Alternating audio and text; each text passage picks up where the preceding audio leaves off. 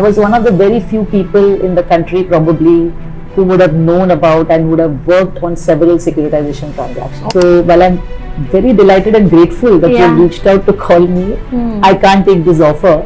And there's a very famous mail from Renuka back to me saying, I understand, I will wait. Beyond the point, you don't work for the money. You work for the learning, the experience, the position, and so many other things.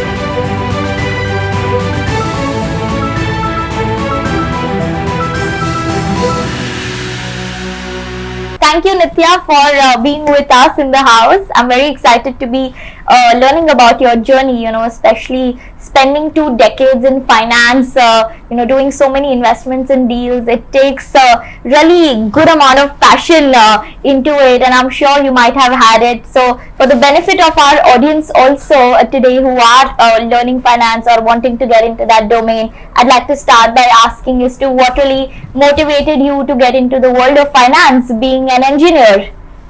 First of all, Radhika, thanks for having me, and I'm delighted you've been putting together this series, and I think it will really be impactful to a whole lot of professionals. So happy to be speaking to you today.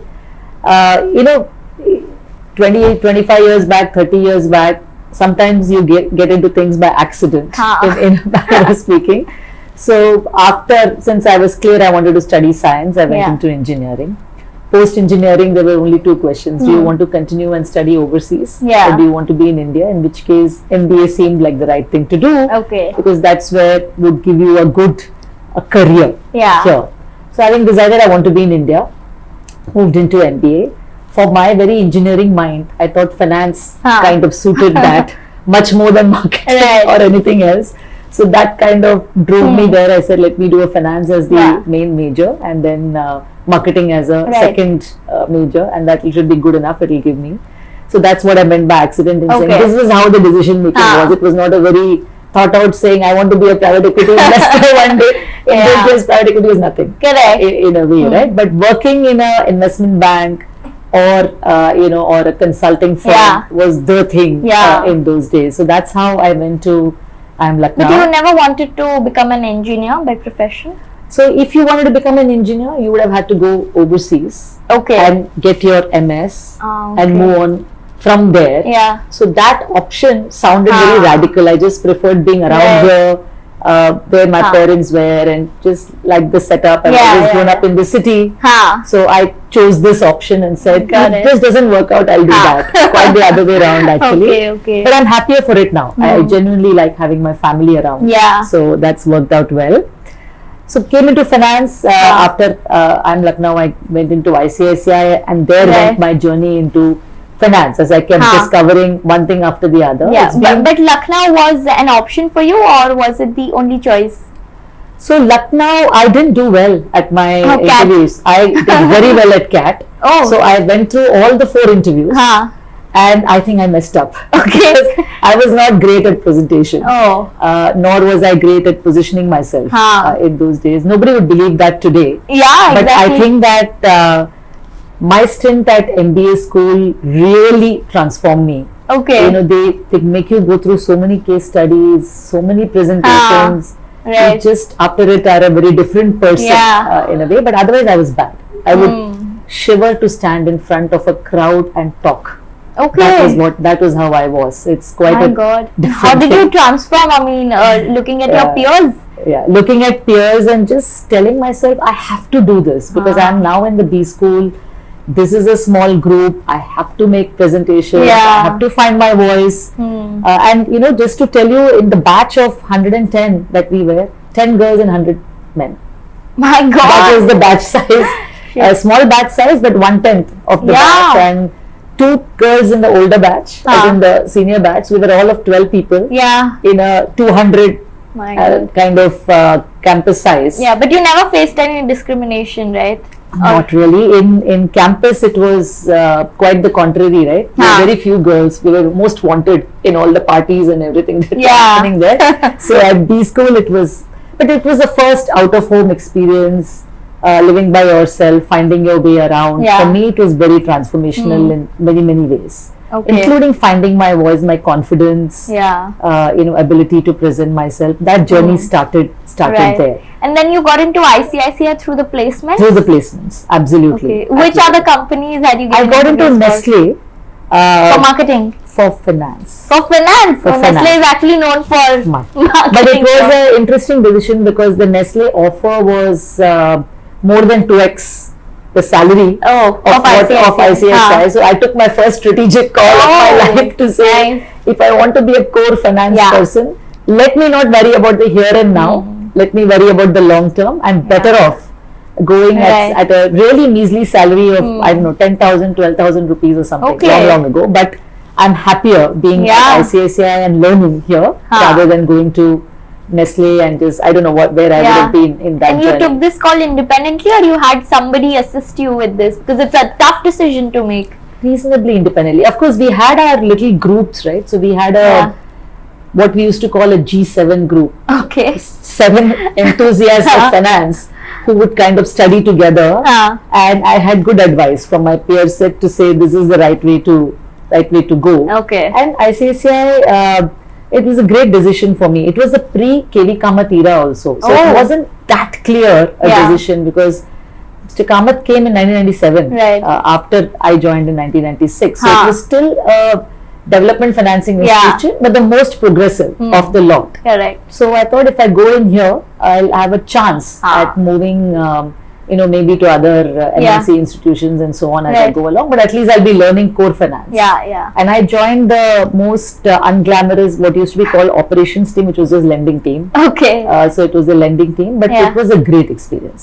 So what kind of work were you doing there? So I was in the services part of the lending team. So my journey with financial services, if I'm doing financial services investing today in multiples, I started lending to financial services in ICICI in 1996. Got it. And just to tell you how destiny plays a part, so I was doing this lending, and then there was this scam in the financial services markets called CRB scam. Okay. So there was a NBFC which went belly up, and RBI came and put various regulations. So many NBFCs figured they can't live independently, and they started offering themselves to larger institutions like ICICI to buy them out. Okay. So I was in the middle of all this not so happy happenings in 1997, and Mr. Kamath came in and he said, we have to enter retail. And so let's buy an NBFC. So I got the great opportunity of being the analyst in a team like the Renuka Ramnath. Okay. Who was coming from ICICI Securities to ICICI. And we did an acquisition. So I was the young analyst in the team doing all the grunt work. And ICICI bought Anagram Finance. So that's happened then. So you can see how destiny has led me back to multiples many years later when Renuka founded that. But that's when I met with her. We did that. So it was a wonderful learning. I couldn't have imagined this when I went in there, right? To be in the midst of a strategic acquisition that ICICI was doing in that space.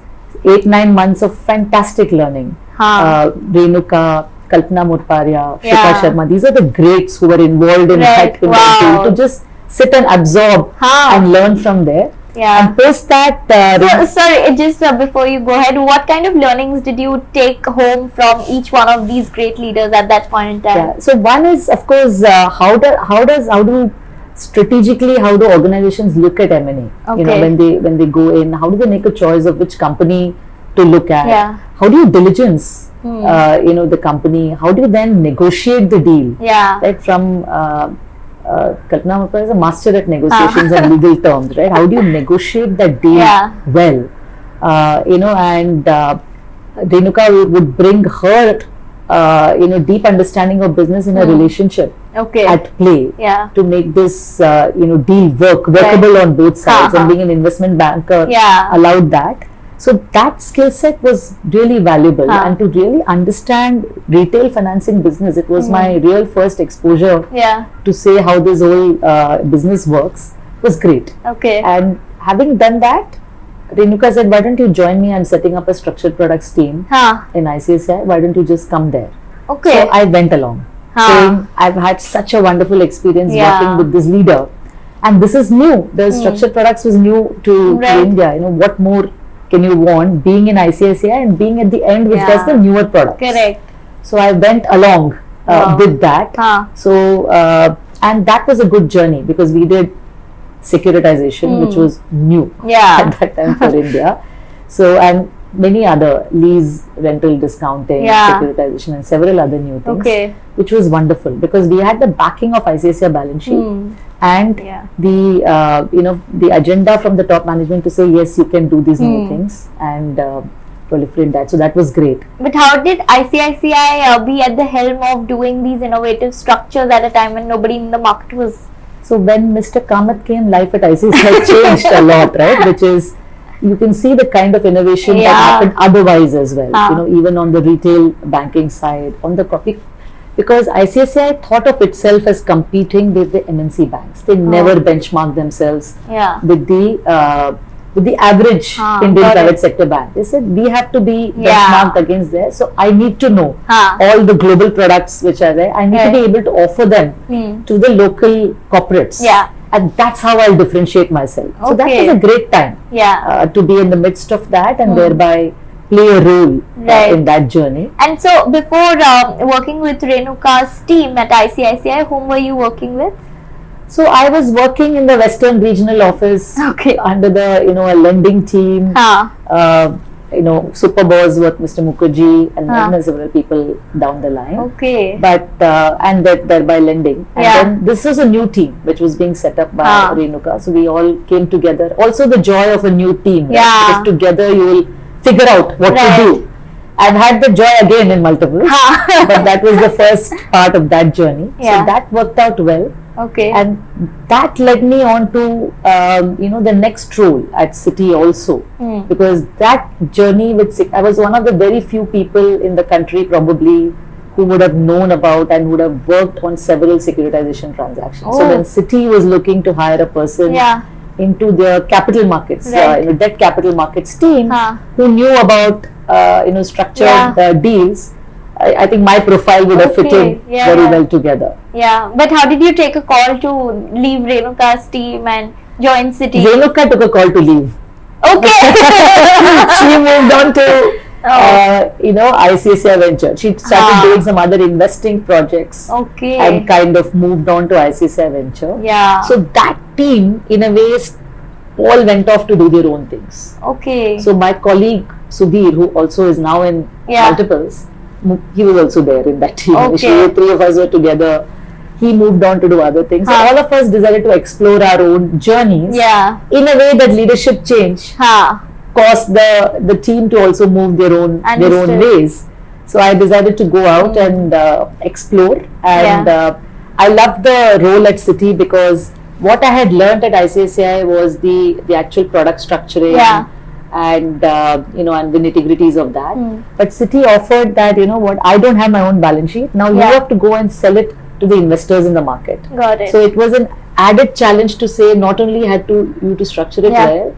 In ICICI, I could convince the ICICI team to buy that from me. Now I have to go convince a lot of people in the market to buy that off me. And I thought that will be a good learning, good challenging, interesting journey to say, go and fix the market on this, right? And proliferate this in the market. So that engaged my my interest, and that's how I moved on to Citi. So which was the most challenging project for you at Citi?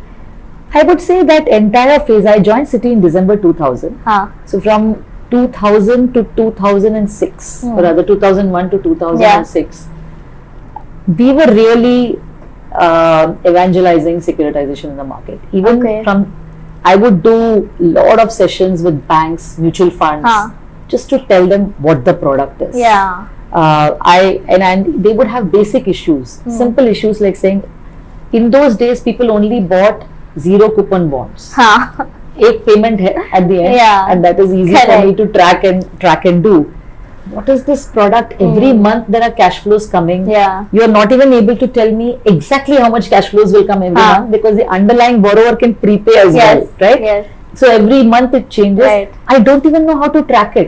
So from creating Excel sheets and sending it, and several of the initial Excel sheets which many of these mutual funds and banks were using were created by us at Citi to say, this is how you track it, and I'll give you a monthly report, Yeah. which will be exactly in this format. So please track it. Then came the second issue of saying, how do I value these? Yeah. I need to MTM Right. these on my books. How do I value these? Then working with Crystal Huh. to come up with a valuation methodology for Okay. this. So it was like market creating. Huh. Many challenges, Yeah. but it was fun because we were market Right. creating Huh. in those days. But I would say one of the most interesting things we did was to solve this prepayment problem, because Okay. people used to hate these cash flows which were coming in Yeah. ahead of time. Yeah. So if your securitization had an IRR of, let's say, 12%, Huh. people would say it's not actually 12%. Yeah. There's a lot of reinvestment risk. I get cash flows ahead of Right. time. So for that they would charge a premium. So we thought up of a structure wherein we said, we stripped the cash flows, and Yeah. we said all the prepayment cash flows will be absorbed by one strip, and all the other strips will be protected. Yeah. So now can we price it, Huh. price it more efficiently? Right. So now I had to find somebody to buy the prepayment strip. Okay. And the person I sold this to Yeah. was Mr. Nilesha, Okay. who was at that time Ah. running, it was an ICICI Pro, and, Yeah. running that part. It was a very tough conversation. Took 2 Okay. hours to kind of sell that, to say why he should buy it, how he should price it, Okay. and how it's attractive Yeah. for him to look at it. And he's a tough guy to get things. Ha. So I was very delighted that finally that deal happened. I convinced this Yeah. person, so I can. It Yeah. really does work. So What was the convincing point? the convincing point was to say it's possible to model this, and at the end of the day, you're getting a premium Yeah. on this investment of yours. And look at how the credit risk is so low in your Yeah. strip, because while you're taking more reinvestment risk, your credit risk is lower because you're absorbing all the cash flows Right. ahead. And we gave him several models to price it off. So he bought it on that premise Wow. of saying that it's possible to model and the Yeah. premium works. Huh. So he obviously thought that he'd got a good deal. Yeah. I'm sure he did. But what it did is the premium which was being accorded to the whole deal. Yeah. Now the premium was only on this prepayment strip, and the rest of the strips could be priced very efficiently. So Okay. on a weighted average basis, Yeah. the issuer got a better deal, Huh. while the Got investor in the prepayment strip got a good. Yeah. It was a win-win solution right. all around. Got it. So that was one quite a challenging thing, and I think the other thing is we mixed derivatives with securitization. That was Okay. also quite a challenging thing which we did. We said Yeah. that a fixed rate product, how do I convert it to a floating rate product? So some of these were actually quite market. I don't think even Yeah, the they were regulator had even- thought it through Huh. as to how this should work. Yeah. But again, to convince a bank to write a derivative on a trust as a counterparty, Yeah. it's quite a difficult thing Right. to go convince the risk of that bank, because they have a counterparty risk to manage. How do I create enough cash collateral here for you to manage the Yeah. counterparty risk? Finally, to deliver that. So those were some of the very market leading things. It was Okay. a great journey. Actually. Yeah, my God, you've been one of India's pioneering leaders in setting financial structures up. Yeah, that was a fun time, until of course the party stopped a bit Huh. when some new regulations came on securitization. Yeah. But Citi kept me engaged. I did a lot of other things. Yeah. Looked at leverage. But did you all finance. work with SEBI on the securitization structure? So we had both RBI and SEBI to contend with, because the Huh. buyers were mutual funds. Yeah. The issuers were typically NBFCs or banks. Correct. So we had to contend with Yeah. both ends of the equation. Huh. So yes, we did a lot of work with both sides. Okay. But somewhere the RBI, probably rightly so, felt that there was a little bit of a party going on in securitization, because people were knocking off these assets, Yeah. the issuers, against what they held, and reducing the capital on their books, and they felt that that was increasing the systemic risk. Yeah. So can't disagree too much Right, with what they right. came up with, but they came up with some drastic regulations which kind of shut the market Yeah. for a while. Okay. So being in capital markets at that time, I had a lot of other things to do as well. So we wanted to start up lending to real estate. So I could lead that. We looked Okay. at leverage finance transactions. I Yeah. could lead that. So Citi kept me very interested and Yeah. very engaged for a long period of time. So you were there from 2000 to 2010. 2001, you could say, because December Yeah. 2020 till 2010, yeah, May. 2010 May is when I You came might back. have witnessed the financial crisis also. Yes. How was that time being at a global bank, which might Scary. have been drastically affected? Yeah. Yeah, scary.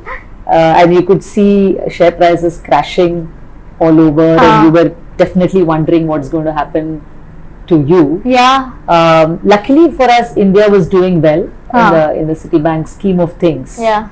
And we had a good leader. Sanjay Nair was leading the bank then here in India, and KK or Sanjay Nair? yes, the same very Sanjay Nair. He was my boss too. Okay. In City, he was leading the overall bank, and he was able to position that well with the global, global organization.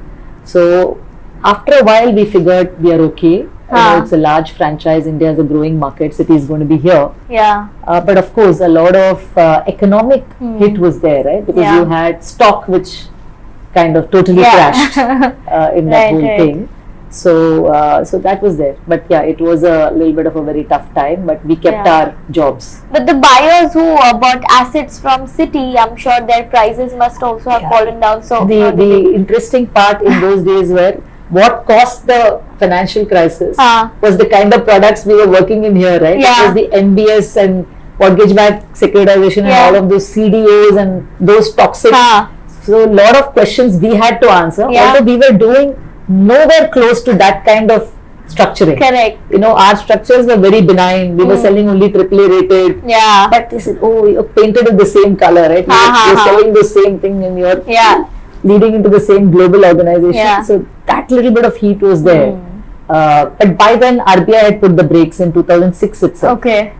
Into securitization, but that was winding down a bit, and a lot of other products were going. But tough time, but I think it was fine. Overall, it worked out not too bad. Yeah. And then after City, I'm sure your career at Multiples just started very beautiful. There's a little story there. In 2007 to 2005, I had my kid. Okay, so he's now 17, 18 years old. But in 2007, Renuka reached out to me to say, why don't you come back to ICICI Venture? By the way, I was going to ask you that when she moved to ICICI Ventures, why did you not decide to go with her and come to City? She herself had to figure out what to do. Okay. And ICICI Venture already had a team.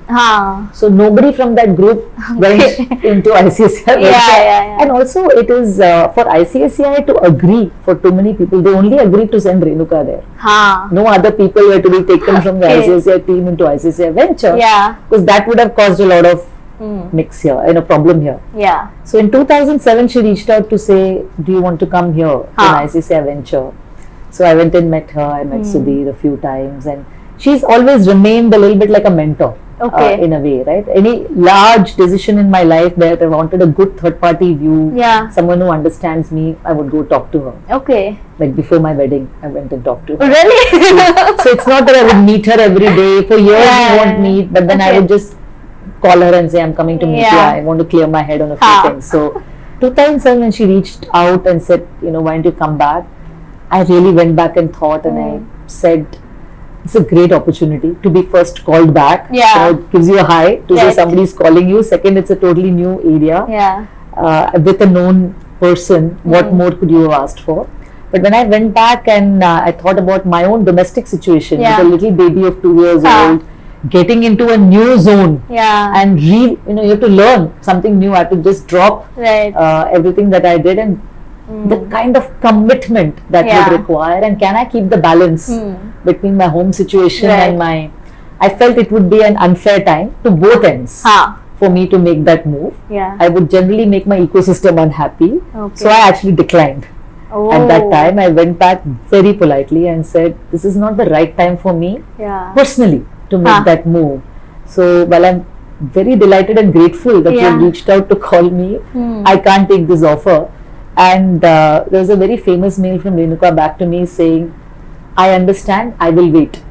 The mail came back to my desk and I retained that mail. So finally when I moved, I sent the mail back to her saying, this is what you had written in 2007 to me. So that was a career call I took, keeping my personal situation in mind. And I was satisfied in my mind. I didn't feel I had given up something.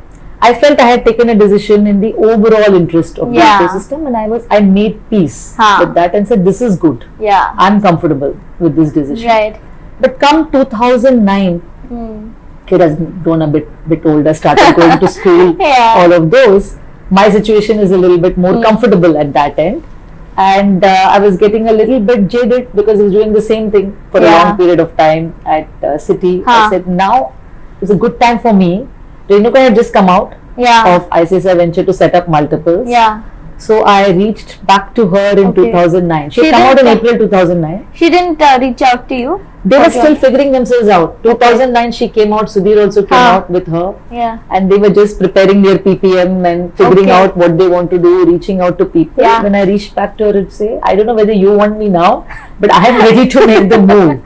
So while technically I joined in 2010, this was a conversation which was kicked off pretty much as soon as multiples was set up. Oh. And then she said, of course, I have been waiting for you anyway. So you can come. Yeah. And then why did you join 1 year later? So we said that it took me time to wind down what I was doing. Okay. And Renuka also said, what will you do coming here now? We don't have the money yet.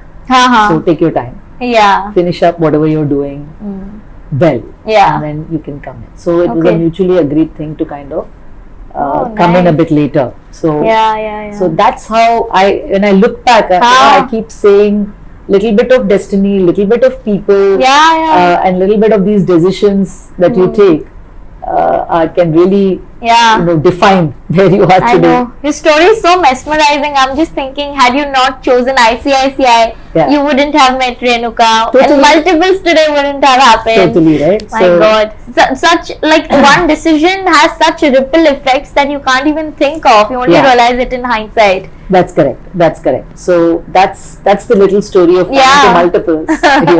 Understood. And then, but I had to start afresh at multiples, right? So when I came in, I declared to Renuka also, I know nothing of investing because I have been a debt sell side banker and I'm moving to an equity buy side, right? So it's a totally diagonal move which is there. So so she said, so what was it that was making her also call you to ICICI Ventures from something that you weren't into? Just I guess her confidence in me to say that if I have done so many new things in securitization and various other things, she told me even when I came to multiples, she says, it's not rocket science, you will get you'll get it if you have that that logical mind and everything that you bring and the relationship focus, the execution focus, and all of it, you'll kind of get there. But nevertheless, it's a very different business. To move from a more tactical in a debt sell side business, your engagement with the other end is more tactical. Here it is more long term and strategic. Correct. In a way. So the the way you build that relationship itself is very, very different. Second is you are creating something and selling it to somebody else, and finally the mutual funds are taking that investment call. Here you're taking the investment call, right? You have to put your stakes on the ground and live with your convictions. Some of which will go wrong as well, so you have to live through those. So it's a very different business. But I had the best people to learn from as well, who were leading the organization, right? So but how did you have this conviction within yourself that after so many years of your career, which is almost a decade, you're okay to unlearn and start something afresh? It was exciting, Radhika. That is the thing, right? I mean, I think that we should also pursue I want to wake up every morning and feel excited to go to work, right? So it should not be just that I'm earning a very good salary once I'll go to work. It should just be that learning journey. Right. So actually it has been resetting that. Actually I felt very excited to kind of go back to work. And I tell this little story as well, right? The two people who were very worried when I moved from Citi to multiples were my driver and my dad. Two people who were very was it far away? No. He was thinking Citibank, itna bada brand, and, even for him, he one day kind of told me, Madam, naya company mein aap chahe. So I said, yes, I'm going to a new company. So my dad had the exact same question actually. It was quite interesting. That at two ends they said, oh, you get paid a bonus. Right. And bonuses in city can be quite interesting. You know, Yeah. and will you get paid a bonus in multiples? I said no. At my level, there's no bonus. Yeah. There's some concept known as carry, which Yeah. I'm still trying to figure out. But I know that it will come after many years. So he was very worried. He said, "What Yeah. is this girl doing? She's going into some new place, Yeah. and that too without this bonus, really, which was very important Yeah. in his head." But I told him that don't worry. I'm not. I feel that anyway, I'll be good in the long term on the money part of it. Yeah. But beyond the point, you don't work for the money. You work for the learning, the experience, the position, and so many other things. Right. So I was pretty comfortable to make that move, and I think that was very good move for me, because I totally went back to. I didn't worry about the fact that. So I had in a city. I was nominated a director, and I had one nice big cabin of my own as well, right? Yeah. So multiples, I was sitting in a cubicle outside. I was a designated principal. I was quite comfortable to say that I've now come here to learn investing, right? So I'm not going to fancy myself to have titles and everything will come in due course. Right. Let me just put my head down. I was senior enough, right after Renuka and Sudhir, I was senior enough in the rest of the firm. Just have to prove myself yet again and learn and kind of come up there. Yeah. So little bit of that long-term view in life has always helped me, and not getting too bogged down by titles or what my other peer is doing, how is his or her career is progressing versus how mine is progressing. Right. And now when I look back, actually I'm very happy, and many times I find that I've done much better in the long term. So it's the short term versus the long term. Right. I mean, not many people can do this. Sometimes they just don't have the courage to restart and rewind again, and they might just move to different places and get a bigger jump, but they'll be doing the same work. Other thing is people work for people. For me, the comfort was, it was a bit like coming back home when I came back to work with in multiples with Renuka. It was a bit of, I had total trust in the leader. She is visionary and ambitious enough, so I knew multiples will go places. I had zero doubt on that. Now the only thing I had to tell myself was, will I be able to relearn this at this advanced stage of my career to get into this investing journey. But I knew that I'll get a direct training on the job. Right? We don't have a training. Correct. You just thrown into the into the pool and you learn on the job. And since Renuka was involved and Sudhir had enough experience in investing, I felt that I could pick it up along that way. So I had my risk mitigants. You don't take a risk just like that. Right. Unknown role and unknown people would have been too much of a risk. This was a known set of leaders, and in a new role for me was a good enough risk, but it was entrepreneurial in the sense that we had to make multiples work. Multiples today is a brand. It wasn't one. Correct. Back in 2010. So we had to make that work, earn our ticket to dream. But that's the fun part of it, because then you're part of the creation of the firm. So even more than investing, I would say creating this multiples, creating that initial team, creating that vision, it was all co-created with the team, right? That is also the excitement. So it was as close to an entrepreneurial journey as you could get. Yes, it looks like so. So why didn't you tell me, like, what were the key ingredients while you were building multiples, both in terms of building a team for yourself, plus deciding what kind of investment thesis would you want to have? So initially we were very clear that fund one, we had to just prove ourselves. That was, as a firm, we had to deliver very good investments, very good return. We had to go out and proliferate multiples as a firm, which is new firm which is arrived, because even while you may have the ability to write a check, people have to show you good deals. It's not a given that you will be shown good deals in the market, right? There are so many other funds. Warburg Pincus here, all the big funds are there. Why should they show it to you specifically? So we had to make that, at one end we had to make that work to say, how do we choose good deals, and how do we create our presence in the market, create the networks, and so this was one part of the story.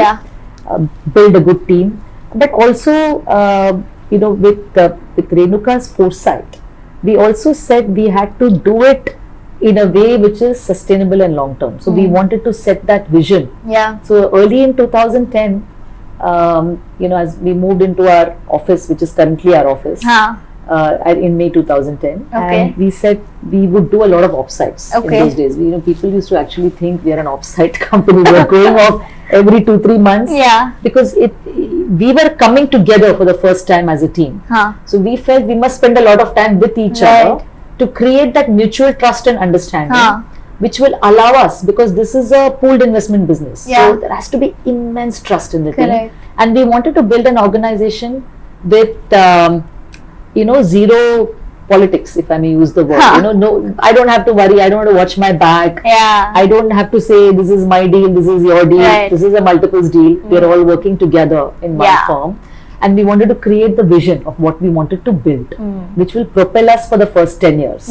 So that was the other part. So while we were looking at doing good deals, we were also doing this organization building, visioning, and creating that long-term goal for ourselves. So I think both of those were exciting parts of the journey. We decided to do a lot of bottom-up investing. Just saying, it was also 2010-11 was UPA 2 government. It was not the brightest of times for India.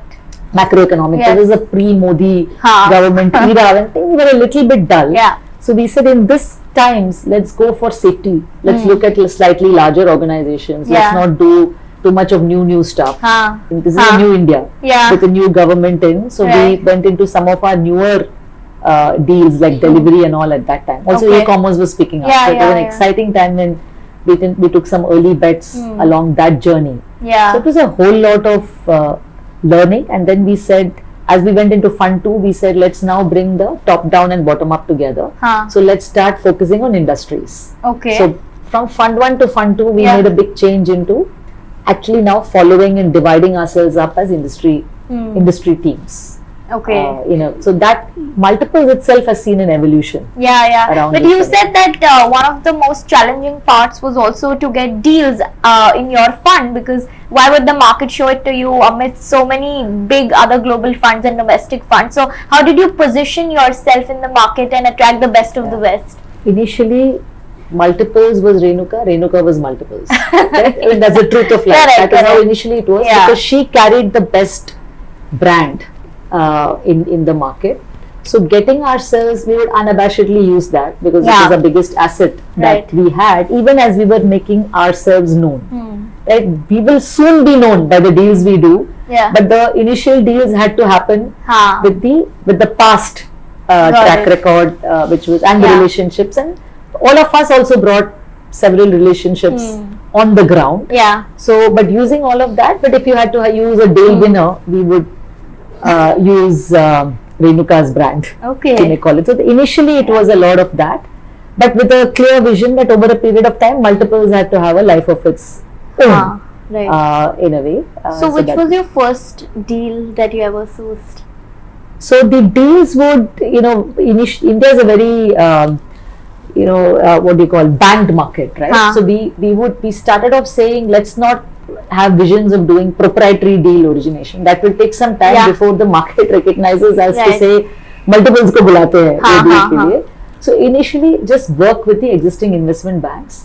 Go pitch to them who you are, and let the deals flow from the existing investment banks. So people like vendors, ICICI Securities, all of these investment banks, we would go and tell them who we are, what kind of funding we have, what deal sizes we can do, so that they show us enough transactions. So some of the early deals were through bankers. We invested in Cholamandalam Finance. We invested in Indian Energy Exchanges, which became one of our best companies that we've invested in with a very high return. How much? We would have made 5x on that deal. But how did you get to PVR as one of your... Renuka's relationship. She had funded PVR in its infancy in ICICI Venture also. So we had a look into that deal ahead of pretty much anybody else. But all you do is look into the deal. You still have to pay market valuations and it has to work for you. And we've held that relationship now in multiples for 10 plus years. We still own a stake in PVR because we funded them once again in Fund 2 to do another acquisition, and we've been great partners. So that has been a fantastic one. In IEX, I would say that that also came through Renuka. No, that was a bank deal. SBI Capital Markets was running the deal. It was funny. It was a LinkedIn request from one person in SBI Capital Markets to me, which I'm thinking, and thank God I pressed connect. And sometimes you keep wondering how these deals land up with you. But connect press karke fir wo deal aaya through LinkedIn, and then we got onto it. And we fantastic business. It was a power exchange business, which was quite unique, and we entered it at at a kind of a 500 crore kind of a valuation, and we got 14% stake in the company, which was great. But we played a lot of role in the post investment. So this is a company started up by FTIL. Jignesh's FTIL was and 2 years into our investment, he had a problem with the regulators because of what happened in the spot exchange. So that started the journey of where we stepped in into IEX. We were the second largest shareholder. But we literally slipped into the role of a quasi promoter because the promoter had to step off the pedal. It was a wonderful journey, and that allowed us to prove to the world that we can stand in there in tough situations, make things work. I was personally involved in taking IEX to an IPO through really tough times, and it finally IPO'd at a 5,000 crore valuation. We entered at 500. We reinvested with the company at 2,000, and finally IPO'd it at 5,000, despite all these issues that were happening in the back. It's quite an interesting journey, and really it built our brand to say multiples can make things happen. The number of messages I got and a lot of other private equity funds were involved in that. They invested after us in bits and parts, and finally when the IPO happened, I got a lot of messages saying wonderful work done, thank you for making the IPO happen, because a lot of people saw liquidity. So it really, I would say, it was a very building the brand benchmark. Some of these deals, PVR iconic deal, IEX iconic deal, and personally for me a great deal. Both of these experiences tell you what is possible in equity investing, and how the biggest journey for me is to not under imagine the upside. Coming from a debt background, you don't think upside. You have a fixed benchmark. Coming into equity, you would be you would be terrible if you under imagine the upside, right? So these journeys told me that there's so much upside in some of these good businesses. So you have to take that into account when you come in. But you mentioned there were lots of challenges that you had to mitigate in IEX and make its IPO happen. Because the promoter had to step off, so we pretty much had to rally the other investors, change the board, bring in a CEO, bring in a technology team, buy the technology of FTIL. It's a Mahabharat. One day we will speak more in detail about it. But it speaks volume to IPO. About how you are good as an operator also, and not just an investor. That was an important important positioning for multiples, to say we can run businesses, or we can really support businesses in the operating phase. We wanted to be there, and we got the opportunity to prove it in this, and also our resilience, our standing power, our ability to go fight in a tough situation. And what was the time span from 500 to 5,000 crore? We entered in 2012. IEX IPO'd in 2017. Just 5 years? Just 5 years. Okay. If you can imagine how much of upside is there in some of these businesses. Right. My God. And then I also read about you having worked on Arvind Fashions. So how did that deal come about? So it came about, Arvind is an old relationship as well of many of us from ICICI days. So, but the deal really came about when we said we wanted to do something in apparel. industry, and it's a good lifestyle, and apparel is a good industry. India is kind of more people are getting consumption into consumption, and we wanted to do that. So when we looked around and we said this is a good house of brands that we must invest in. It also happens to be within a group which is a well-known. Right. So we went and pitched for that, as you would call it, and we crafted that deal out of there. So but it's been a journey. We are still in a tough journey on that one, because COVID was a significant hit for the business, and we have stood in there as good partners. Again, all our resilience is at work. So I think it will take still a couple of years for the company to fully recover and come back, but it's on a good trajectory now. And it's been a challenging 3-4 years for them. And so from then, which is 2010 to now, what kind of changes have you seen in the ecosystem? What trends are you seeing now, and what were the trends that were there in the market then, which were proliferating? See, we have also evolved, right? So I think 2-3 things which has happened to private equity itself. Starting off as just people first got used to saying I can take growth capital from private equity funds and bring them on as minority investors and kind of grow my business. Yes, I have to agree to some terms, I have to agree to some interference as they might see it, or influence as we see it from in my businesses, and I have to build good governance and all of those. So that is one journey. To now people are ready to sell their businesses to private equity as well. We see a lot more, and we are hoping we will see a lot more of control transactions. But either the previous generation is saying that my next gen is not interested in this business, I now want to give it into safe hands. So private equity is a good owner. Or people are saying that I've invested in as much as I can. Now I need a partner who can take this business to its new level. So while I want to continue remaining invested, I don't mind a majority partner coming in. We see a lot of that in IT services as well. So that kind of roles which are so the role of private equity has expanded from just being a minority investor to buying out businesses, either non-core businesses from groups or one generation to next generation move, and they want to sell their business and instead give capital to the next gen to say run whatever you want. So we have become that solution capital which is there. So that is a great wonderful change. Because the other good thing is people always felt money was going in, when will money come out? So private equity led exits have also been really good. And we have seen the whole ecosystem develop. So from VC funds to growth PE funds to larger funds, and we are seeing now multiple ways of exiting businesses, which is also great. So some of these have been wonderful developments, and just the quantum of this capital has gone up. We now have professionals coming out and setting up businesses, and having the confidence that private equity will back them into these, which was quite an unheard of thing long ago.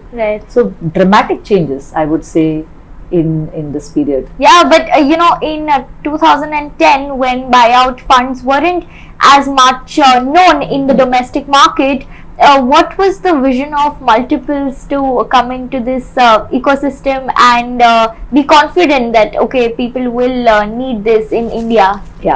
We felt that with the kind of growth we were projecting for India in the long term, we've always been this, but it has been like this, up down, but generally on the curve which is moving up.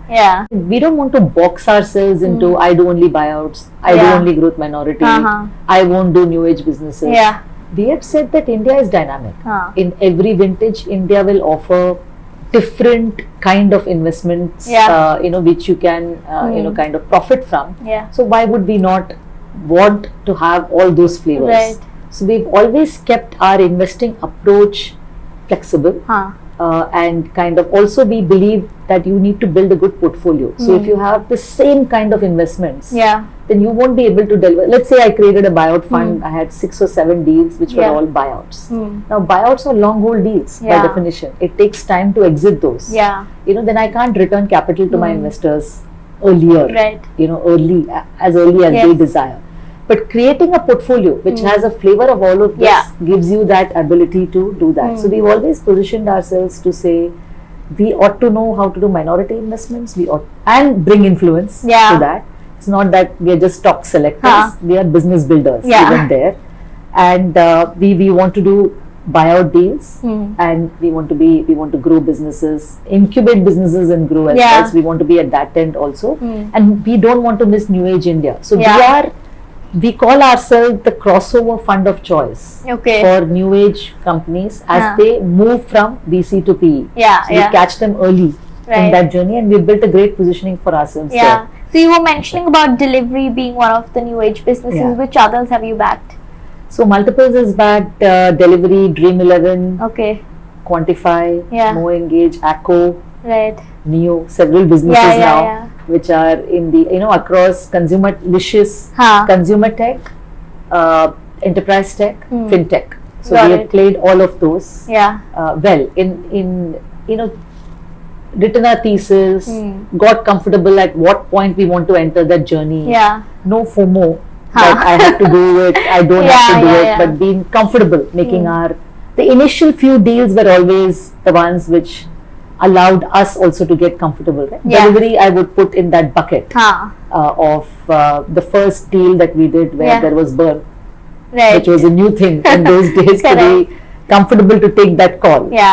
But once you figured that you've understood the strategic levers of the business, you could back yourselves to do that. We also spend a lot of time on evaluating the entrepreneur. So in fact, I've had the privilege of kind of developing our own internal tool to evaluate the DNA of the entrepreneur. Which was a fantastic learning experience for me. I'm thankful to multiples to give me that. Because coming from engineering and finance, you are a left-brained kind of a person. But people judgment is one of the biggest things you do while investing. So how do you make that people judgment from just a fuzzy art-like thing to some science? I struggled with it initially. So as we ended Fund 1, we said there are a lot of learnings from Fund 1. Sometimes some of our deals didn't work, and we felt probably we just had the wrong person. And I don't mean wrong in terms of ethics. That is easy to check. If you have your ears to to the ground and you have been in India for long, you should not get that wrong. But more in terms of they couldn't create the value in the journey that we had envisaged for various reasons. So somewhere we felt that we needed to have a better framework for evaluating entrepreneurs. But how do you create a framework which is little generic, which allows you? So we were trying to answer a three-way question. Is this business valuable in the hands of this entrepreneur for this journey? So it had to meet. It was that three-way triangle we were trying to create. And then how do you do that? Because you were investing across sectors, you were investing across stages. So how does one framework try to get it all together?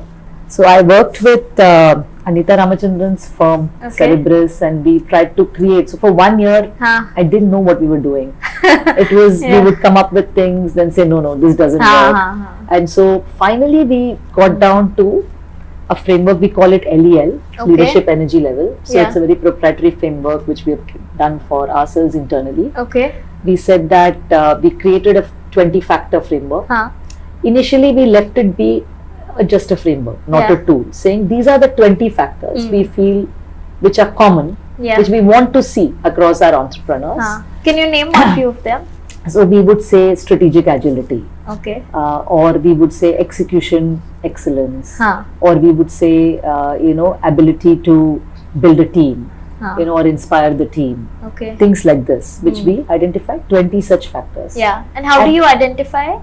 So we work together to kind of distill from the various from the various journeys, and we interviewed a lot of leaders who had built businesses as to what is required, what is it that builds the personality of very good leaders. So aise karke, and then we had various other tools which were used for other purposes. We could distill from those, and we put down these 20 factors. Then we said we have to let the team make a judgment. So everybody will be judge it on high, medium, low. But more importantly, people had to just write down why. Why do you say it is high? Why do you say it's medium? And why do you say it's low? And we said that the why is actually more important than whether they put a green, orange, or red on it. Because the why gives you the clue as to what you should, what is the next thing you should be probing in that, right? So now to take this framework and we then back tested it on our portfolio, Fund 1 portfolio. Yeah. So we introduced it to the wider senior team. Yeah. First of all, of course, everybody thought, "Ye kya hai?" You know, what is this psychological thing? But then we said, let's just back test it. Let's just be open, and we back tested it. Then we said, okay, this is reasonably comfortable as a framework. So let's put it into operation. So in Fund 2, we started using the framework. Yeah. So in every IC note, we would have a section which is the LEL, which is the evaluation of the entrepreneur using this framework by the deal team. Okay. Now, what this did, I would say, is it laid the ground for every deal team member to start thinking about entrepreneur characteristics. So in a way, we were institutionalizing what a judgment a senior person like Renuka would take on the entrepreneur and bringing it down to the team. Yeah. And we were passing that learning in a way and letting the team then talk about not just kitna EBITDA banaya or kya growth hai, to say, you know, these are the characters. Now, how do you discern these characteristics? So we went and developed a question bank. Okay. To say you need to ask different kind of questions. So we got Anita to do a training session for the team to introduce them to this framework. How do you ask open-ended questions which are very different from your normal business questions that you ask? How do you role play that? So we role played it. So it was a whole lot of effort to get the team to accept this. So then that was rolled out. I think that went pretty well. Then when we came to Fund 3, we said this is good. Let's now do a check how this has worked. And isko, how do we make it better from here? So LEL version 2 had to come in a way. So I roped in another colleague of mine to help me with LEL version 2. And we said now it's time to convert this from just a framework to a tool.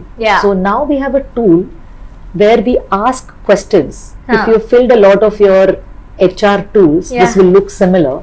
So we have 50 or 60 questions. People have to answer yes, no, or rate it and so on.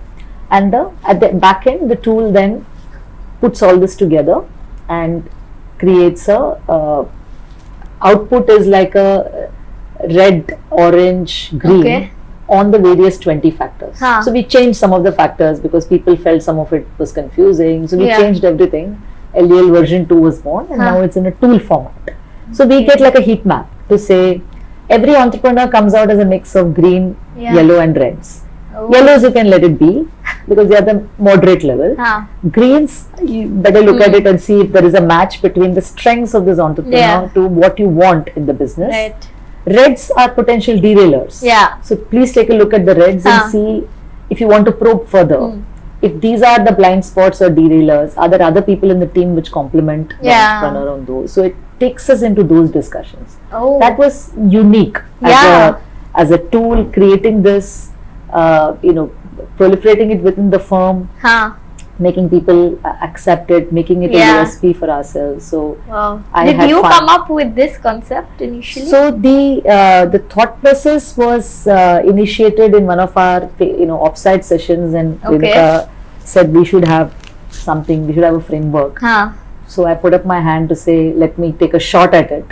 So LEL version 1, I roamed around for one, not knowing what to do, but finally got down to this. And then version 2, I partnered with another colleague of mine called Sridhar, and we converted this from version 1 to version 2. Yes, so I did play a very seminal role in creating this work and making this work. And did that help you filter out the right entrepreneurs from your fund then? I hope so. It's been used by all our... It has definitely helped us ask a lot more questions beyond just saying these are the projections, these are the business imperatives. So it brings the human element. And at the stage at which we invest in, the human element plays a very big role, right? The leadership plays a very big role in the value creation. So it does allow us to ask all the deep questions. So we have to get both right. We have to select the right entrepreneurs and deselect the wrong. The A and B of it, both have to happen. We do believe that it's working. I'm sure LEL version 2 will be due for a revision in a few years to take us to version 3. So we'll hope to keep improving it. There is no statistical work to say has this worked or not. Judgmentally, I would say it is working for us. So it's proprietary to only your team? Yes, only to my Nobody teams. can use it. Yeah, we have not we've thought of it for ourselves because this works for us. Yeah. For the investment strategy that we are doing. Somebody else may not find it effective. Correct. But if they do, are you willing to give it to them? So initially, I used to be very, very possessive about it, saying, why should I even show this?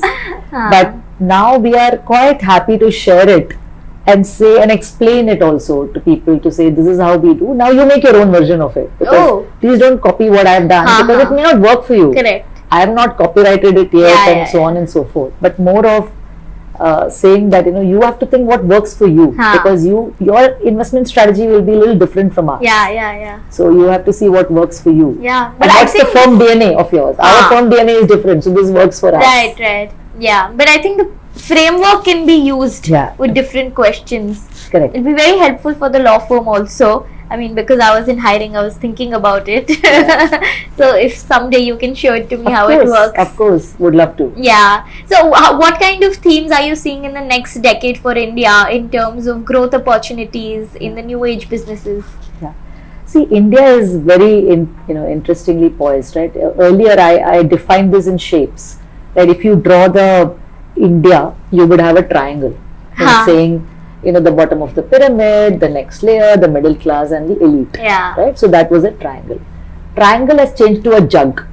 So it has gone this way. So the bottom has shrunk, the middle has expanded.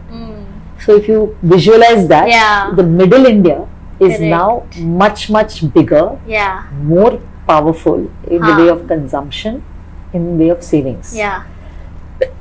So that is what is going to drive India, right? So we are thereby going very interestingly poised for the next decade, because it is this middle India which is propelling. Now, where is this middle India? It is in the cities, but it is also in the next year and the next year and the next year. Right. The India A and the India B, right? India B is very big in this middle India. So India B will create its own brands, will create its own financial services way of engaging with them. So that is going to be a very big opportunity.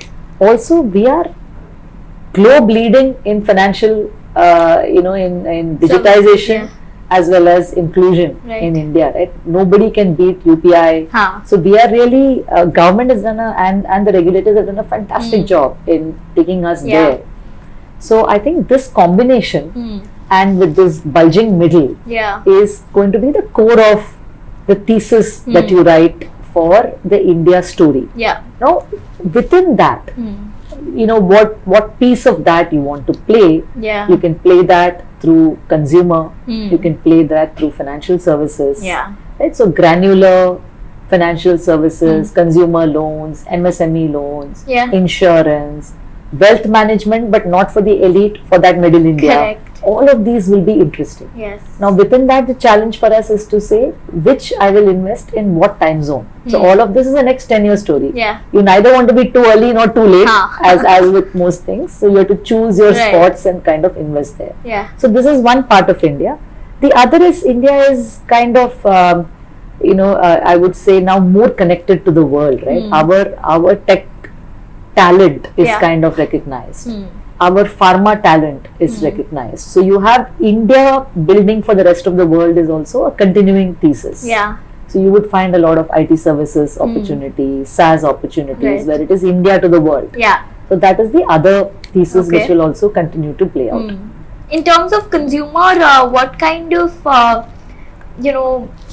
roles do you see startups playing? Because D2C is in the foray, it's being talked about a lot, but again, it's not as scalable as a tech business. So what do you have to say there for only D2C led consumer businesses? So some of the businesses which are, so you would have, we are now seeing consumer as a continuum. So earlier we would call out consumer tech. In multiples, consumer and consumer tech are seen by the same team. Because it's a continuum. If you had businesses starting as totally digital, they're going and opening stores. Right? Nykaa is opening stores at the end of the day. So you started from here, and then there are other businesses which came from here which are becoming digital. Soon they will meet in a continuum. So I would call it as saying within this you can now choose whether you want to play D2C, So D2C has, what is the attraction of D2C? Like D2C is, I know the customer the best. Yeah. I can keep the customer with me for longer because I have a lot of information and I can keep selling to the same customer. So for frequent use kind of purchases, D2C works well, right? Which is why Licious, it's a great brand. That's why we have, or a great food company that we have invested in. Yeah. Which is, you know, I would say Licious is as much wonderful supply chain as it is D2C. Yeah. So that is why I say it's a continuum, right? Yes. Licious is not just a digital company. The reason we invested is also there. What allows them to deliver the best quality, fresh food is their valuable supply chain, which they are able to control the quality of, and then also continue to make this. You know, and the D2C allows them to keep their customers for encourage repeat purchases, upsell RTC products to them. Right. So it's a combination of these two which is working very well. Yeah. So I would look at businesses in their entirety as to what they are delivering. You know, in this. So D2C has a very much a role to play in all of these categories which are where the frequent purchases are happening and you're able to understand and cross sell to your customer more. Understood. And you didn't speak about healthcare as much. So what's your outlook there? So healthcare is, you know, in healthcare you have, you know, do 2-3 categories. You can play the pharma end, you can play the retailing end, or you can play the actual hospitals and the single specialties, diagnostics end. Definitely a lot to happen, isn't it? So the challenge has been in finding good economic models as well. So the single specialties do look very interesting. Okay. What they are all on a journey. So we have seen many single specialties operate in one part of the country, do very well, but as they expand to other parts, their performance is a bit mixed. Right. So we have to wait for some of these businesses to kind of mature. Yeah. Also, you keep getting a little bit of shocks occasionally from regulations that come in, right? You're overcharging, you know, what can you charge for and not charge for. All of these are things that you have to weather with time. Yeah. But I would say that there is a good play in as people, the same consuming middle will want better quality healthcare for themselves. And in there'll be a lot of opportunity to kind of pursue there. Did Pristyn Care come to you for? Our team could have looked at it. You know, we have a full, so we are now organized as you know, industry teams. Okay. So specifically, I lead financial services. I'm also part of the investment committee. Yeah. So I do get to see all the deals that finally come to the IC. But I'm sure our healthcare team would probably have looked at it. Yeah. And which other verticals do you have in your team? So we have financial services, consumer is led by another colleague of mine, consumer and consumer tech. And we have healthcare, pharma and enterprise tech, which a third colleague leads. So these 3 big verticals. Yeah. And each of us thereby are growing. So we are designated as our sector CEOs to kind of build our practice within those sectors and kind of build the multiples positioning and brand and bring good deals to the firm and so on. Nice. So who leads the consumer business vertical? My colleague Sridhar leads that business, vertical, and another MD colleague of mine called Manish leads the pharma, healthcare and enterprise tech. Yeah. Cool. I mean, I love this sector, so I just thought. And we keep adding. So we've recently started looking at this, what we call the green economy. Okay. Which is everything that's happening on decarbonization and everything. So we announced the first deal in the electric vehicle side. Yeah, the tube one, right? The tube one. Yeah. And I had the great honor of leading that. Because it was totally new. So it was not an allocated sector. And it's an old relationship from our Cholam investing days. Okay. So the group is. So then I worked with some colleagues to lead that investment. So that was good fun. Completely understanding automobiles in a new way and what will happen to electric vehicles and how we should kind of think of this investment. But it was a big one. I mean, 1,000 crore plus investment. So what was the really strong point that got you to give such a portion? So in the middle of COVID, we said what are the new areas we can start looking at, and we said this green economy is good. Within that, we said mobility is taking off first. So we identified mobility and then waste management, but mobility was taking off first. We said within mobility, what is it, electric mobility, what is it we want to do. We felt that two-wheeler space was already overcrowded. Yeah. So we said, let's look at commercial vehicles. Okay. Which is where the total cost of ownership logic makes immense sense. Yeah. There's a very strong economic rationale for people to adopt electric vehicles. Yeah. It is less clear on the passenger vehicle space. It is very clear in the commercial vehicle space. We said, let's go for that. Now, within that, we said, which are the groups we could potentially look at? We liked Tube as a story because we said they are not an OEM today, but they have great legacy of managing automotive component businesses. Yeah. They recently made an acquisition of Crompton's Motors business and done a success, led by an extremely dynamic leader in SWLN, whom we knew and we had respect for, and we've seen what the journey that he created with Cholamandalam Finance. Yeah. So this combination of the sector of the subsector of our choice with a wonderful group which carried a great credibility, which had enough knowledge of automobile both through its components business and through its auto financing business in Chola, yet was not an OEM. So we could partner them in that journey of where they were becoming an OEM. We thought that's an interesting mix for us to kind of get in. Okay, got it. And did this deal happen very recently? Yes, hardly a month back. Yeah. And how long does it take for the turnaround time? We took 1 year to do this deal. Okay. I think the due diligence must have Feb 22 was when we first established connect with Tube to say, should we look at this and should we look at partnering on this platform? Feb 23 was when we signed the deal. Right. More than diligence, we also had to first develop our thesis on, they were looking at multiple segments. So the heavy commercial vehicles, tractors as well as three-wheelers, and each of these for us to know what the adoption curve would be itself took some time at our end, and it was a co-created exercise also along with them. So that also took time. They also made some acquisitions in the market.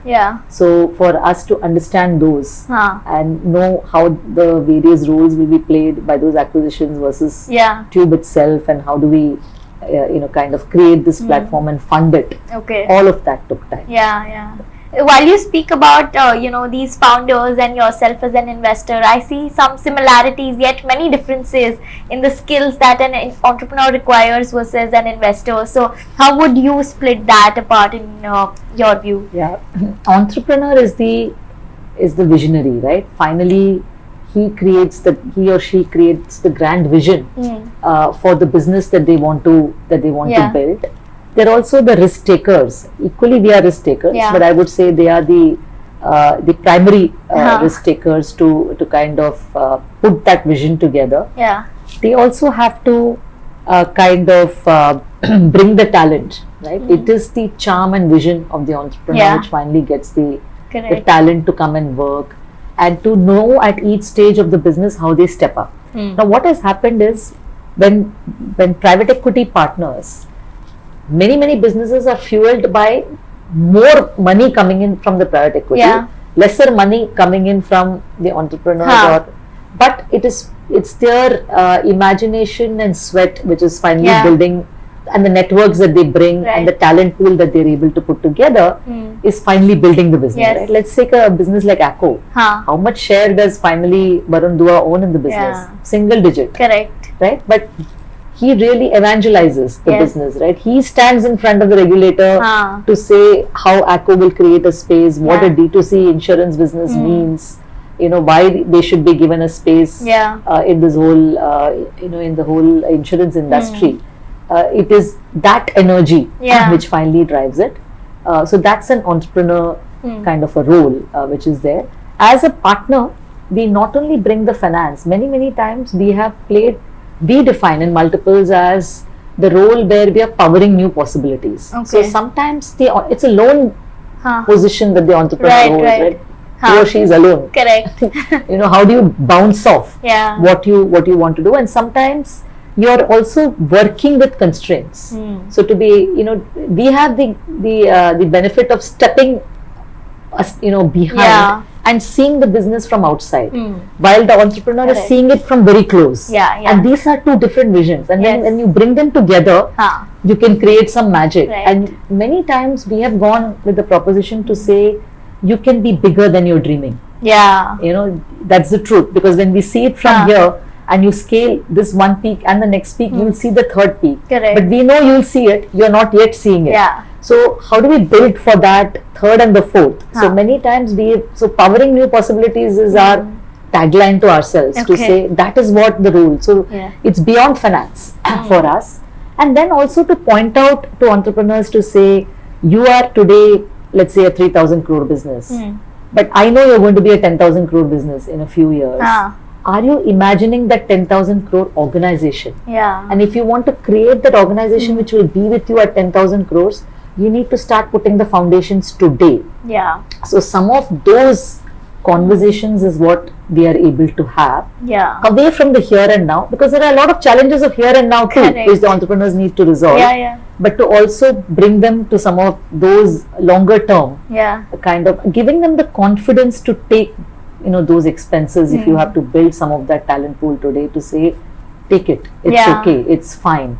This important for this journey. And so those are things that we bring to the table. Understood. And in terms of talent pool, I'm sure that it's taken a lot of sweat to build a team at multiples also, where each one of them is smarter and, like you said, are the departmental CEOs by themselves. So what kind of qualities do you look at while hiring for your team? What pedigree do you vouch for?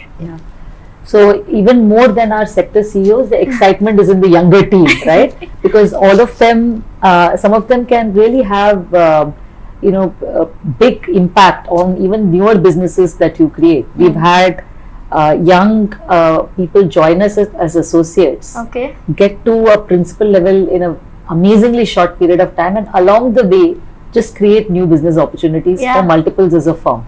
So what do we look for? We look for this, you know, of course, ability to go deep and wide and analytically. That is core to investing, right? That's absolutely core. But beyond that, having a little bit of entrepreneurial streak in you, to be able to think from the other party's perspective. Also, multiples itself is on the journey from a 2 billion to a 10 billion firm. Right? So we are as much an entrepreneurial firm, and to imagine that journey and invest their career with us and be with us, you need that streak, to self-driven, acting with a sense of commitment, you know, and ownership. This is my multiples, you know, and everything that I say and do, you know, I have to take this flag higher. Those are the qualities that we, the softer qualities that we look for. Relationship driven, you know, people as well. So relationship, commitment, entrepreneurial, huge sense of ownership. We want people to come in being clear that they have a long-term path here in multiples. So those are some of the qualities we look for. And in terms of technicals? So technicals are, you know, like I said, the ability to dig deep into businesses and wide, because you need to have the sector view as well. And newer things will need to happen in the sector, and you can't just be blinkered also. But at the same time, deep questions to look at listed businesses, analyze them. So anybody who has got a you know, a tendency to analyze businesses and you know, invest in stocks, and you know, have that sense of curiosity to keep asking, why is this business this way? You know, why not the other way? Always are good raw material to kind of come in. But I would say that is a sufficient condition. You know, it's a necessary condition, but not a sufficient condition, as I would call it. Right? Absolute necessary to have this. And you do find a lot of good technical skills, but it's tougher to find the softer. That's true.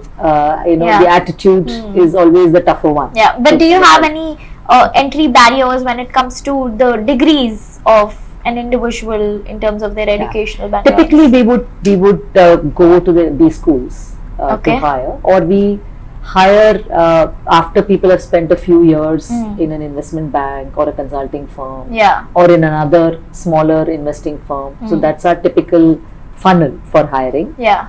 We also have a very active analyst program. Okay. So analysts are pre-MBA. So we have an analyst pool. They come in after their graduation, and they would have typically worked in another investment bank, and then they're coming here to work. So we give them a 2-year kind of runway to work with us. And if there are some outstanding people there, we could give them, and if we feel MBA zaruri nahi hai, we can give them a career track. Okay. We've kept that open to say for really outstanding people in that analyst pool, we'll just give them a career track as an associate directly as well. Sometimes we have offered that and people have still wanted to go and do their MBA. So we've said, fine, come back. You know, how can we help you finish that MBA and come back to us? So talent is absolutely key to our business. Do you all give scholarship also to these pool of analysts? We have. It's absolutely. Okay. It's possible, but we have to see that 2 years that they put in with us has to be that's the core of the evaluation. Absolutely. Got it. And at what stages do you all hire? Like, are you all still hiring, or will you be hiring in the next quarter? How does it happen? It's not a quarterly business, but we are. But given that we are building, we are hiring. Mostly at the associates. For good ones. Mostly at the associates level, we will hire a couple of more. Okay. Yeah, I do want some good women too. I'm stating it on air. That's why I'm asking more questions. I do want to see a lot more women. Kind of come in. So it's something we're keeping an eye out for. Okay. So people out there, please come. But what's the gender ratio today at the firm? I would say 30%. Okay. Yeah. Got it. Stronger among the investment firms. Yeah, of course. And you know, at the IC level, it is 2 out of 3. Oh. You can see Renuka and me as a third colleague. So, but I want to strengthen the bottom up. Actually. So we have some, 3 very promising young women right now at the younger level, and I'm hoping they do, come up and grow with the firm. And I want to add more. Yes, like you said, there aren't enough women in investing. So, do you think there is any reason for them to not be a part of this ecosystem? Is there some unconscious bias that exists because people think it's a male-dominated environment, which is of course changing now? But how has it been so far for you, given that you've been here for long? I think people do have this bias that it's very numbers heavy, and will it suit me? Kind of a at least some of the people I've met in B schools have had this, and I've gone at pains to explain to them it's numbers are an essential part, but there's a lot more to life and in there. But let's just say that is one bias which kind of exists, and as you said, as more role models get established, but I would say what better role models than in multiples, right? At Renuka leading the helm, me being in the senior position, we have wonderful women. Our head of compliance is a woman. Okay. Our head of legal is a woman. Wow. Our investor relations person, we have a wonderful person there. So we are not just in the investment team, we have them across as well. So we are building very, very strong, cadre of women professionals. Yeah. So look no further for role models. We're all here. It's a nice platform to speak about the firm and how y'all are hiring women. But I think it also boils down to the fact that Renuka is at the top, and that's the reason why you have 30%. Also, the number is still there in many funds like that. But I would like to see more actually. So you're right. There is a funnel problem to see, and we need more people at B schools choosing to be, coming into this part of the world. Right. So, but I'm hoping that's changing. Sometimes it just takes time, right? We've been speaking about this for the last few years. So you need to give it a few years to change. Now we have a lot more support forums, right? There is, like I said, I'm associated with this Bloomberg buy-side network. There is the WinP network. There's so many good networks which are now allowing. I'm on several WhatsApp groups where people are organizing themselves, women in investing and so on. So the good news is there's a lot more support systems. Right. So I think it's just a matter of time before we see the change coming in. Yeah, hopefully so. We move into the last segment of our conversation. That's the rapid fire round. The first question to you is that how do you evaluate founders? I know that you have the LEL tool now, but otherwise, what kind of business metrics do you look at first, and what kinds of values would you look at in an entrepreneur? So for us, I think in this current world, you need to be disruptive in your thought process, because the world has become too dynamic. So we do look for disruptive mindset. Okay. I think a disruptive mindset is absolutely key. Yeah. At every stage of the business, to think of the, how can I get disruptive? Yeah. And thereby build a new opportunities as well. So I think that's absolutely key. Okay. Second is, what we call as, building a great team, right? Your ability to recognize that you can't go it alone, and you need to be able to attract talent to come and work with you. For that, you need to have the mindset to share. When I mean share, it's not just economics. Share decision making. Right. Lot of entrepreneurs in the 0 to 100 journey are powering it with their own power. Yeah. The 100 to 1000 journey needs to be powered differently. Correct. So that transition, if you're not able to make, you will then suffer that people will come and go. Yeah. And you will not be left with a business to kind of build. Right. To have that ability to share decision making, bring in top quality to work with, who can challenge you as well, is very, very key. And key sense of making the economics work. Right? Okay. So you can see that all happening now, right? People were fueled with money in the initial case where they were building out their businesses. Now every investor is asking, show me the economics, right? So you need to have that plan of, so I think we would, if you were to push me to the top 3, I would put these to be the top 3 Got it. that I would evaluate. Understood. But just to follow on this, how do you really decide the path to profitability in a business which is too clouded? You know it's a disruptor, but you really can't see it. Yeah. You need to have a plan going in, right? You can say that at this scale is what I would get here, and this is how I would get here. Now that both the milestone and the how can change, because India is dynamic, and as you build the businesses, you discover things that you didn't think would happen, and so on. You must provide for it, but and keep adjusting that runway. But to have a business which you don't have that vision to kind of get there, would be, then you need to have humongous capital to back you all the time, right? With no avenue finally. And lot of tech businesses have found, as they went to capital markets, how punishing that can be. How impatient the capital market investors are. Correct. And when that happens and the private investors see this, they know this avenue of exit is going to be very demanding. So they better build businesses that are having that path to profitability eventually to be there. You can be patient for very long periods of time, but you need to have that plan in your head as you go in and keep building towards that. Right. You are actually very entrepreneurial in your energy itself, be it not by business but by running a fund. They are also just the same. They just don't want to give up until their last breath. They'll keep at it. Of course, at every point we have to decide what's best for the firm. You can't keep holding on, you have to let the, and what I do at different phases of the firm could be different, right? I mean, right now I might be doing investing. 10 years from now I might be doing something else for the firm. I'm quite comfortable with that. Because it also, like I've taken that whole reset from Citi to multiples, which worked so well for me. I'm sure investing to multiples other things will also, in 2 to 10 billion journey, there will be a lot of things to do. And how did you decide this hallmark of $10 billion? Co-created. We said that it has taken us a decade to kind of get to 2 billion.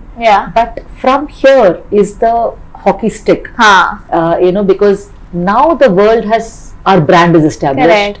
So we get the deals of our choice in the market. World Designing India. World Designing India. We have delivered good returns in 2 funds, and third is also doing very, very well. So we will be the darling of our LPs also. Correct. So what stops us? So should we not dream big? So we actually studied a lot of case studies of other firms, larger global firms, and when their hockey sticks came, how did it all take off? Like which ones? Many of them, whether it's Warburg, Blackstone, so many others. Understood. Histories of long ago, but still relevant for us to think of where it is. And so we said, with that, what should that imagination be for ourselves? And and we said it can't just be one large number. We have to break this down. So we have actually broken this down into journeys, right? Next fund and the next fund and the next fund. Right. How will that build up to the 10 billion? And within that, each of the sector leads have been told to say, tell us, how much your business will be in that 10 billion. How much of the 10 billion are you going to take? Each of our sector CEOs. So we've actually broken that down, and it's become a serious co-created goal for the team. You earlier mentioned in our conversation about the carry structuring, which you still are figuring out about. So can you tell us what kind of carry models do we have in place today in the current funding environment?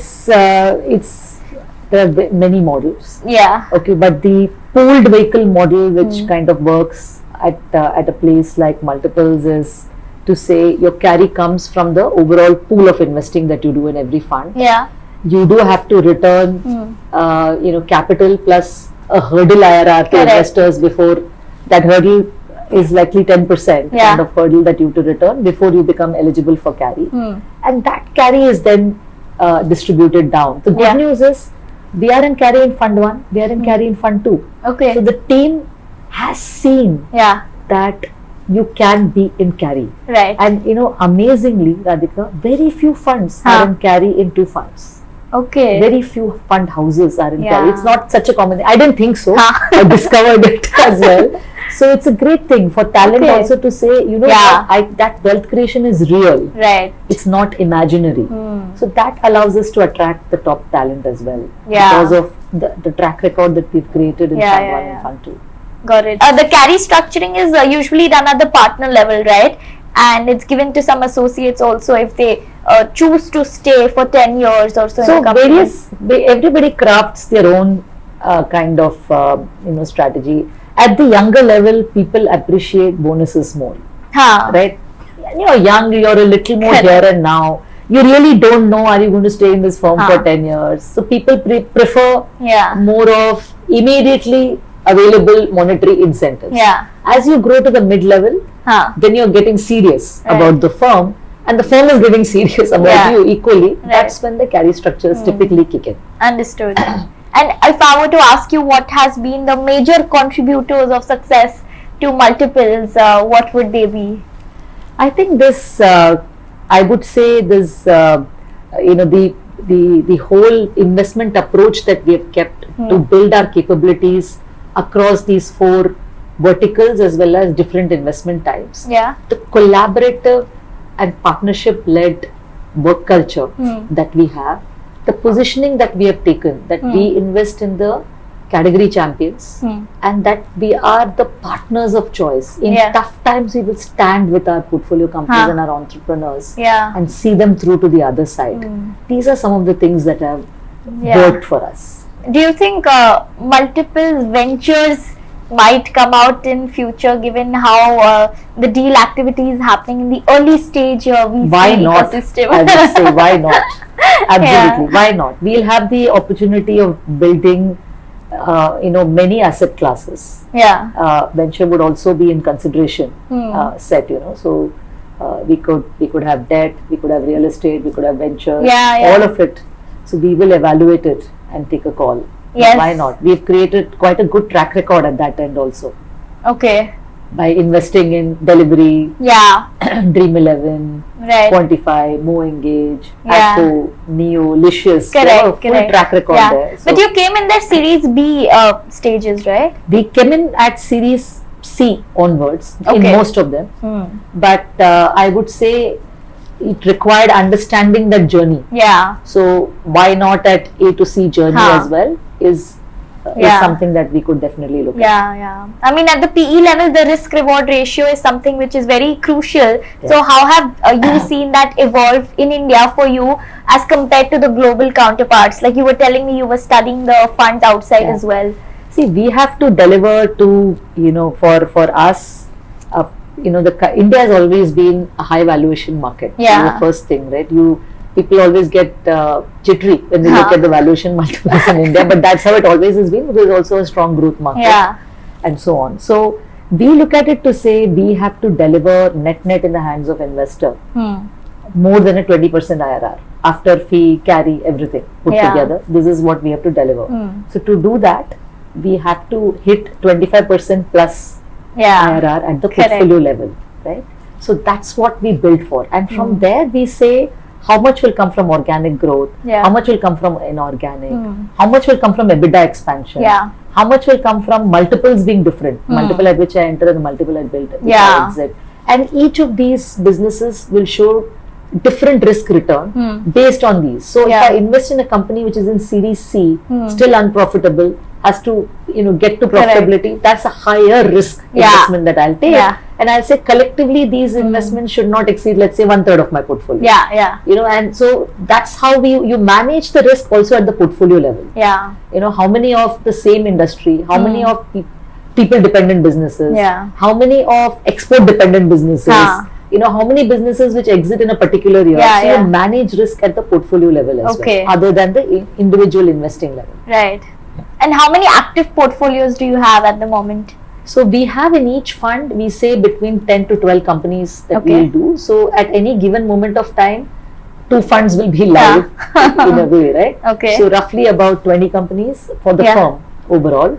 So 4 to 5 for each of us. And how much capital are you going to deploy in the next 2 to 3 years? So we are raising a fund which is $800 million. My God. So, and we have still $100 million left from our earlier funds. So of that order of magnitude, $800 to $900 million over the next 3 to 4 years is what we're going to deploy. And how many months are you going to raise this $800 million fund in? We will announce a first close very soon, in a few weeks. Wow. Which will be close to maybe more than $550 million. And inshallah by the end of the year we should finish it, I would say, in that way, right? My God, I'm actually envisioning a $1 billion fund from you by 2025. I would say earlier, right? So be it. Last few questions. Being on the board of so many companies as an observer and director, what kind of duties do you have to bring on the table? So we get on the board, it's a significant role. You do represent the investing firm, which is multiples, but you have to keep in mind wider stakeholders.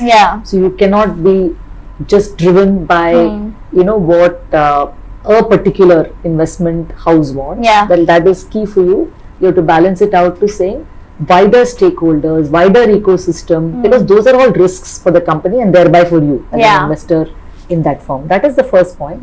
Second is, in many boards you sit with other investors as well.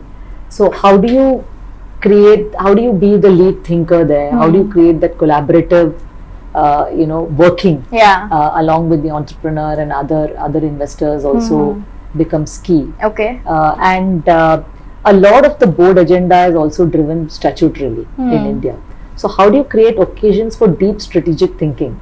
Also, as different from just the statutory agenda, which many times overpowers. Because wo bhi karna hai, wo to karna hi hai. But how do you create the different avenues to discuss more strategic topics and align the firm along the way is these are some of the things that you have to think about as you sit on the boards. Got it. I'm sure there might be many conflicts and negotiations in the team, on the boards or otherwise also. So how do you handle conflict resolution?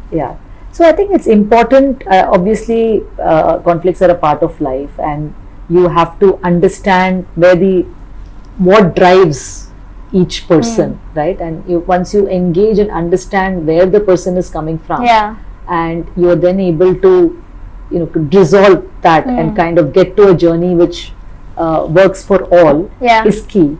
Alternatively, you have to prioritize to say what is absolutely key to achieve and what is okay. Because the truth is, you really don't know what is the right answer. You're trying to take a judgment along the way. So for that, you have to know, the prioritization is one thing I would say. And the other is just understanding why the other person is coming from, what drives them. Because it's an investor who's exiting. Iska drive kuch aur hai. You are with the investor who is continuing. In which case, you must definitely push your point of view, right? Because it is the interest of the company. So we always say that even in companies that we are exiting, it's important to leave the company in a place which is very, very good.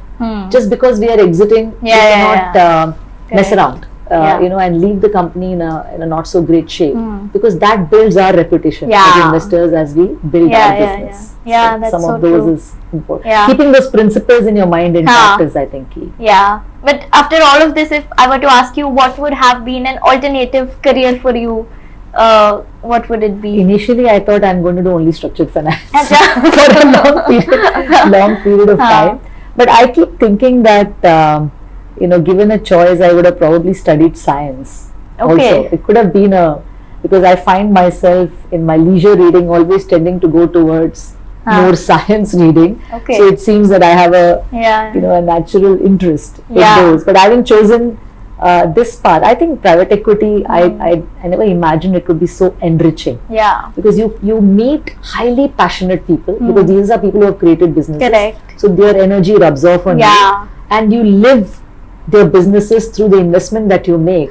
So the kind of depth and breadth you see is unimaginable in any other business, I would say. So it's very difficult to say, would I leave this and go for something else? Having tasted this journey. Having tasted the blood. What's been your favorite childhood mememory? Good question. So I would say I have a younger sister who's 9 years younger to me. So she's like a baby. So my favorite journey is some of those lovely times that we had together. I was supposed to play the older sister and kind of dominate her a bit. It was good fun. And what was the last thing that you did for the first time in your life? Wow. What was the last thing I did for the first time?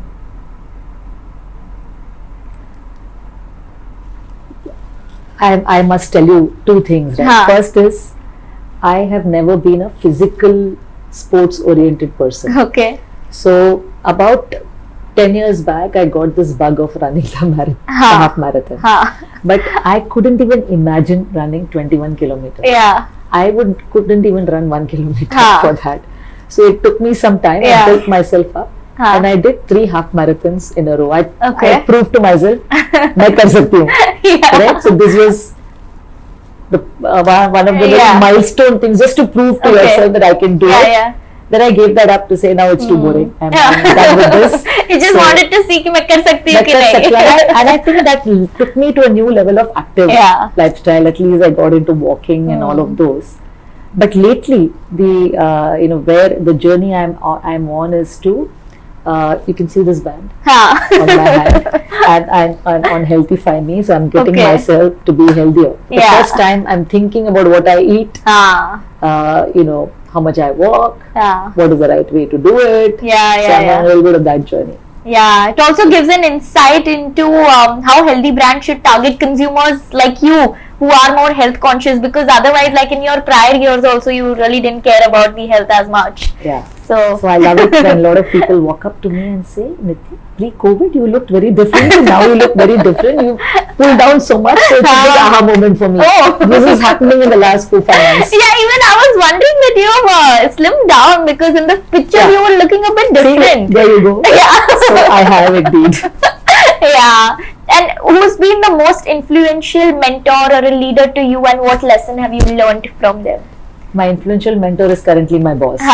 Right? Absolutely. From her, the nuances that she brings to thinking, right? So every decision that we take, the just understanding the import of that decision or the impact of that decision on all our stakeholders, and working that through carefully, and coming to a conclusion there is, I think, it holds well in personal life as well as in professional, as you look to to build businesses and take decisions in them. Just letting that conflict, one of the big lessons she's told me is that allow conflicts to fester in your head. So as a tendency, a person who's very, you don't like it if there's a conflict in you go to resolve things, right? So her advice would be, let that conflict play in your head, in two different parts of your head for enough of a time. Work through those. Don't be uncomfortable with having that conflict in your head for some time. You don't need to rush to solve it. Take your time in figuring out each decision as you try to resolve it, and then you'll come up to the best possible answer. So I think that's a great insight. Yeah, it's a golden piece of advice. I mean, at least for remaining stress-free in such a stressful environment, sometimes it really works out. But when the conflict is there in your head, it's very stressful. But it's when you know you have the power to resolve it, but allow it to fester, because then the different colors become visible to you, and then you know what the impact of each of this could be and what drives that conflict, and you can get to the better answer then. And which book that you've read has been very influential on yourself, and what kind of value have you gotten from it? So most of my reading lately, as I said, has been into books which have worked on which have been more in the scientific arena. But let's just say, I read this book by Walter Isaacson, which is on, the different leaders who influenced technology. Starting right from the abacus, if you might call it that, and along that way, how technology has kind of built up on the shoulder. We know many of them, but we don't know many of them as well. And interestingly, there were many women who played a role in that journey. So, very, very interesting book to know that, how one thing builds on the other. And what you finally see is the World Wide Web and the impact that it had. But it had it in very different colors, right? So, it gives you an interesting insight into how the world, 10, 20 years from now can look very different, but built on everything that's happening today. Right? Amazing book, just to know how today's world, which we are enjoying, has been built up with time. And lastly, if you could just summarize your learnings from your career and give like a one-liner advice to our viewers and anybody who is just starting about their careers.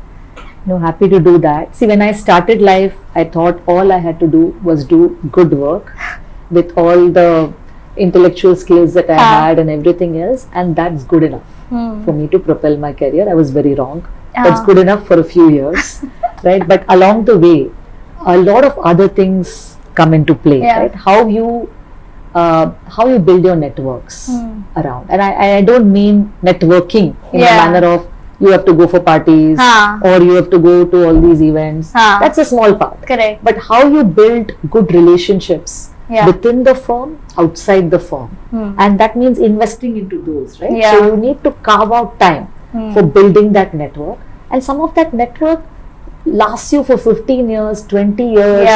It will come back to you in very different ways. Correct. So unless you invest in that won't work. I think that's the second big, the second thing you need to do other than doing the good work. Third is, it's okay to project yourself. I think a lot of us are in our comfort zones to say, "Acha kaam kiya." Eventually people will recognize it. It's okay to project yourselves a bit in a way that is natural to you. Never to do anything unnatural. If I have never in my life gone and told tom myself to everybody, if I suddenly start doing it, it'll look silly. Correct. Right? But to be confident about projecting yourself is fine. So tell yourself it's fine. Yeah. The first thing is we don't tell ourselves it's fine. And fourth, I would say that put up your hand and seek that different opportunity. As much as I have put up my hand and tried to reset myself, allow yourself to go on that adventure, and that's what will create something which is you, which is a USP. And many times opportunity will not come knocking on our door. We have to seek them equally. And finally, I would say a controversial term, engage with politics. And what I mean with politics is not, of course, the national politics, but in a firm, we normally tell ourselves, I don't want to be involved in any politics. And that's a negative way of looking. I would define politics as saying that what are all the stakeholders who are the decision makers? What are the resources that they control?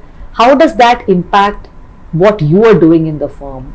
How do you make sure you can align them for the project that you're running? How do you go and communicate with them? All of it in a positive sense. So unless you figure out these channels, both formal and informal, that work in the firm, many times as you rise up, you're not going to be effective in that firm. These are some of my learnings from my career. I mean, it just felt like you put 50 years into 5-minute perspective fully.